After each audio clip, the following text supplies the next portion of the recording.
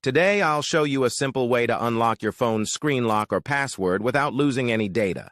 The best part? It's free and easy, even if you're not a tech expert. Just follow these steps, and you'll be able to unlock any phone hassle-free. Let's get started. You can unlock your phone's screen lock or password using a special code.